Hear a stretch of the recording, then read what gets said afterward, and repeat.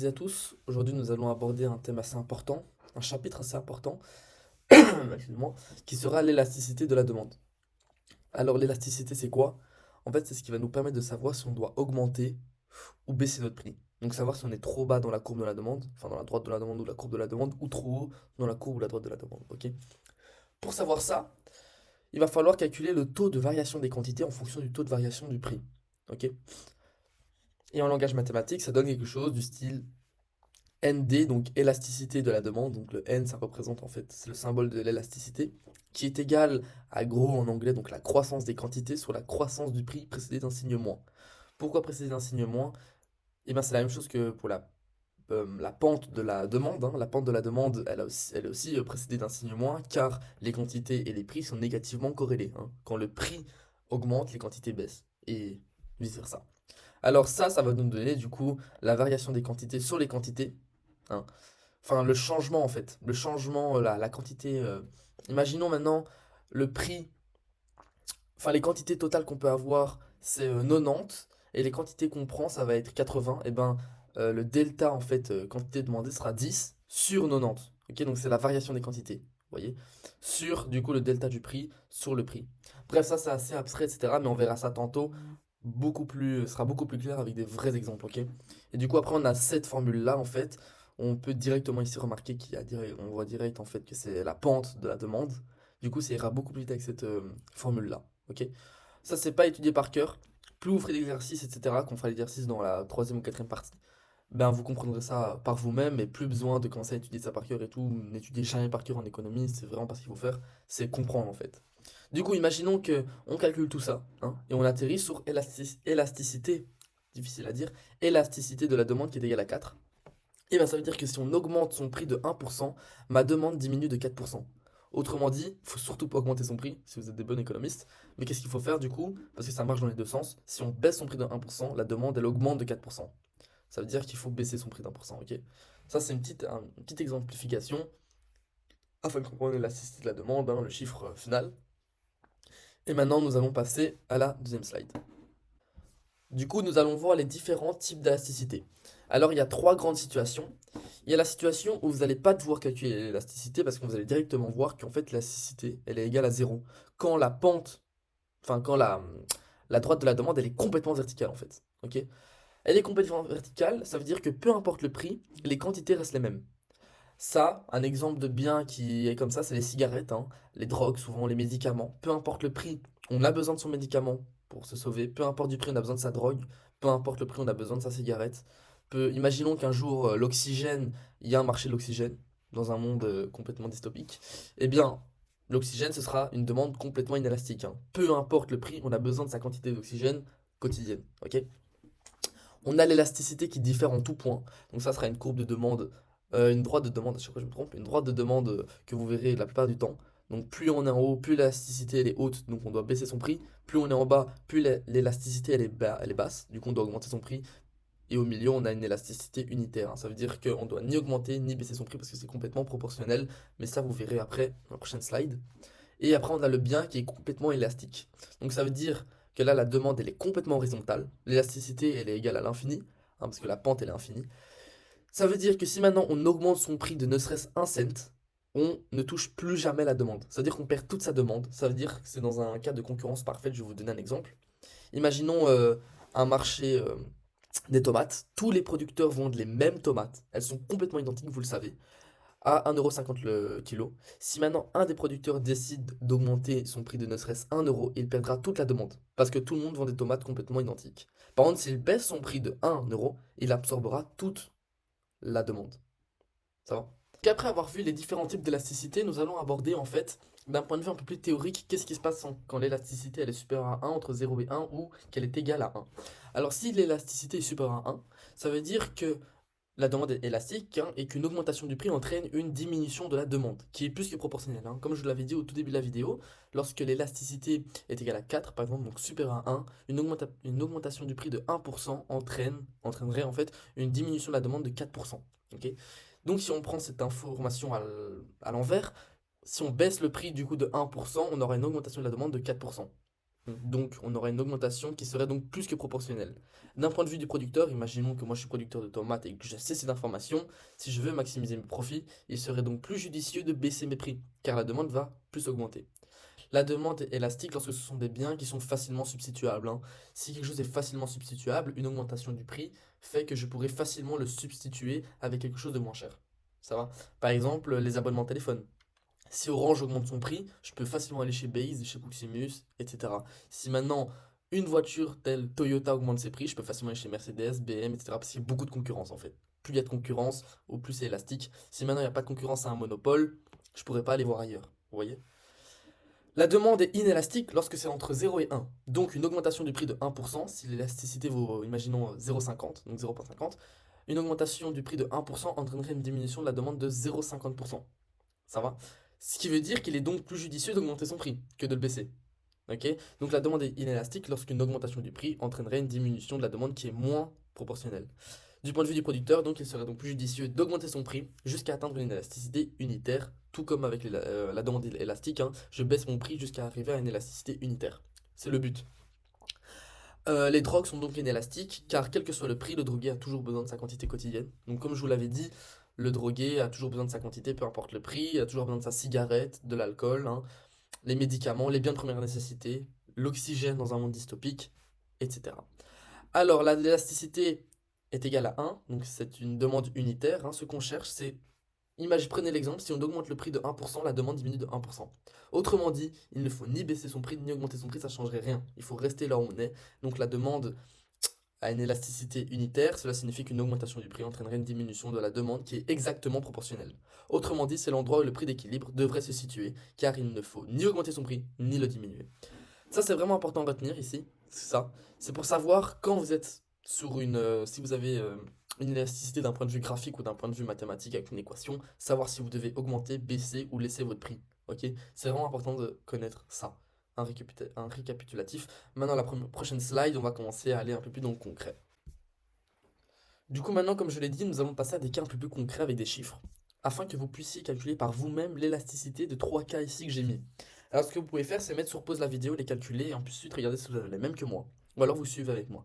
Je vous ai remis la formule en haut, afin que vous puissiez le faire, du coup, par vous-même, hein.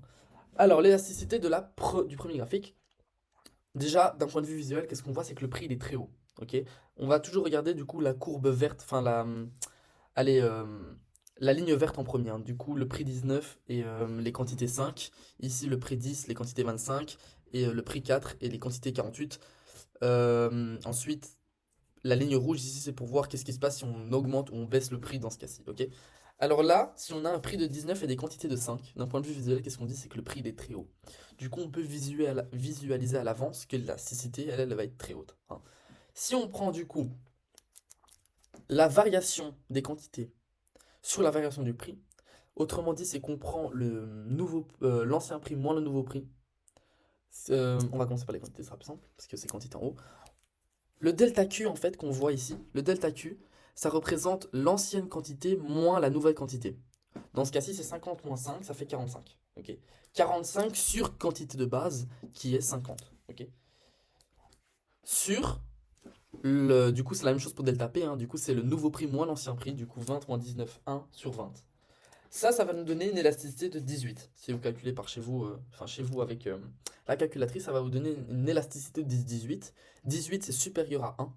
Autrement dit, c'est élastique, très élastique même dans ce cas-ci. Qu'est-ce qu'il faut faire? C'est baisser son prix. On voit qu'en baissant son prix, l'aire du rectangle ici, du rectangle rouge, en fait, il est plus grand que l'aire du rectangle vert. Ok. L'aire, c'est P fois Q. P fois Q, c'est quoi? C'est les recettes totales. Autrement dit, les recettes totales sont supérieures lorsqu'on a le prix à 15 et les quantités à 20, donc lorsqu'on baisse son prix, que dans le rectangle vert. Du coup, il faut baisser son prix pour que nos recettes totales augmentent. C'est le but, hein. Du coup, lorsque l'élasticité est haute, on baisse son prix. On a démontré ce qu'on a dit tout à l'heure. L'élasticité unitaire.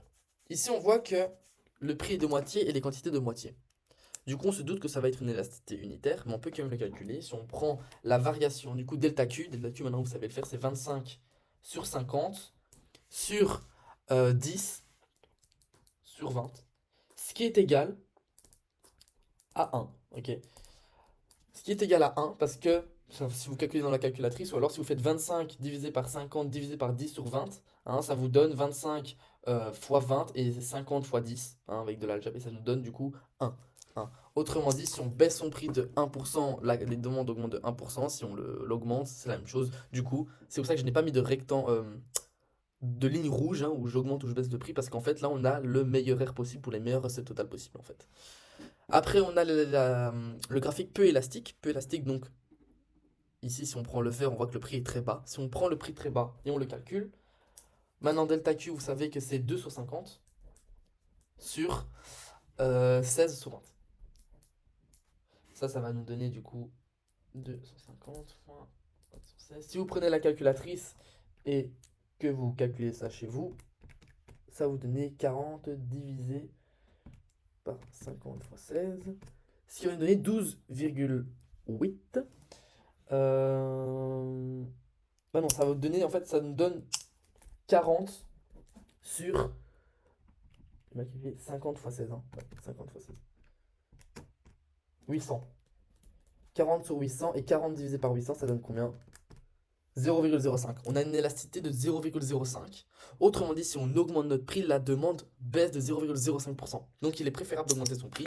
Ici, on regarde l'aire du rectangle vert comparé à l'aire du rectangle rouge. L'aire du rectangle vert est plus petite que l'aire du rectangle rouge. Donc, il faut augmenter son prix pour avoir les meilleures recettes totales. Les meilleures recettes totales, en fait. Du coup, en parlant de recettes marginales, on va pouvoir introduire la prochaine slide qui met en relation l'élasticité et les recettes totales. Ce qui va vous permettre d'étudier un nouveau graphique, hein, qui comme ça à première vue vous paraît un peu brouillon, mais il est très important de comprendre ce graphique. Alors ce schéma, il nous permet de connaître la pente de la recette totale. La pente de la recette totale, c'est quoi? C'est la recette marginale.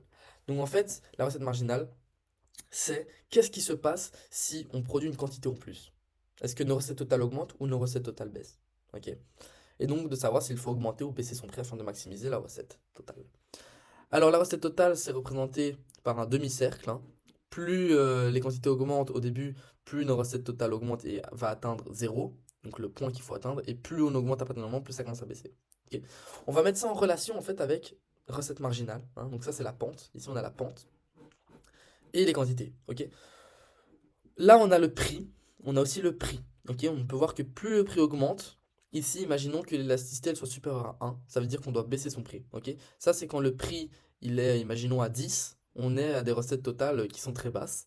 Plus on baisse le prix, plus on baisse le prix, plus on baisse le prix, plus on commence à monter là, en fait. Donc ça, c'est comme un curseur qui est là et là. Si on baisse ici, on augmente ici, en fait. Et quand on arrive ici, on a atteint ce qu'on voulait atteindre. Imaginons qu'on est ici, que la cité, du coup, elle est inférieure à 1. Ça veut dire qu'on doit augmenter son prix. Imaginons qu'on soit ici et que le prix, du coup, il soit à 5. Plus on augmente le prix, plus on augmente le prix, plus on augmente le prix, plus on se déplace sur la courbe et plus on va atteindre, en fait, ce qu'on veut atteindre. Alors ça, c'est le prix, ici, c'est le prix et les quantités, hein, qui est mis en relation avec nos recettes totales. Et en dessous, ça, c'est à voir après, je vous expliquerai après, mais en fait, c'est pour savoir si la pente des recettes marginales est positive ou est négative. En fait, on peut voir qu'ici, la pente, ici, cette pente ici, en fait, là, hop, si je trace une droite, on peut voir que cette pente ici, elle est positive. Ensuite, si je prends une autre, la pente ici, elle est nulle, hein, parce que c'est complètement droit, c'est là qu'on veut, c'est ça qu'on veut atteindre. Et ensuite, on a le cas où la pente ici, elle est négative. Ok. C'est pour ça qu'ici, RM passe dans les négatifs et ici, c'est dans le positif. Ça va? Alors, je vous ai donné un exemple.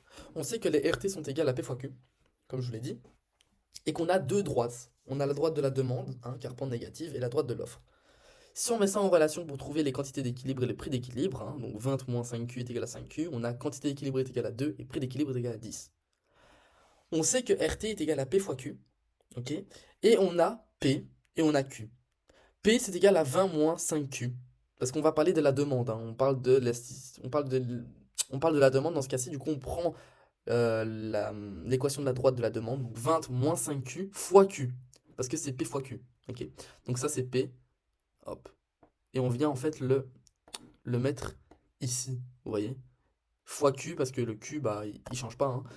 Ça va nous donner donc 20Q moins 5Q au carré. Et si, comme je vous l'ai dit, donc là on a RT, et si on prend la pente de RT, on a la recette marginale. La pente, c'est quoi? C'est la dérivée en fait, tout simplement. On va dériver ça, ça va nous donner 20, on va dériver ça par rapport à Q, hein, donc la dérivée de RT par rapport à Q, 20 moins 10Q. Et comme je vous l'ai dit, c'est parfait quand RM est égal à 0. Du coup, RM doit être égal à 0, donc 20 moins 10Q est égal à 0. On va trouver quand Q est égal à 0. Q est égal à 0 quand Q égale 2. Q égale 2, et on sait que le quantité d'équilibre c'est 2. Du coup, ici, en fait, on a, dans cette intersection entre la droite de la demande et la droite de l'offre, on a en fait trouvé le prix afin de maximiser nos profits, en fait, enfin notre recette totale. Donc on voit que Q2 est égal à 2, donc les recettes totales sont maximisées, et par conséquent, l'élasticité aussi est égale à 1, hein, comme on peut voir ici. Donc si RM est égal à 0, élasticité est aussi égale à 1. Voilà. J'espère que vous avez bien compris cette vidéo à propos de la recette, à propos de l'élasticité demande-prix et de cette élasticité combinée aux recettes totales. Maintenant, on va aborder, la prochaine vidéo, ce sera à propos de l'élasticité de l'offre. Si cette vidéo vous a plu, je vous invite à vous abonner, mettre un pouce bleu et activer la cloche afin d'être au courant des prochaines vidéos.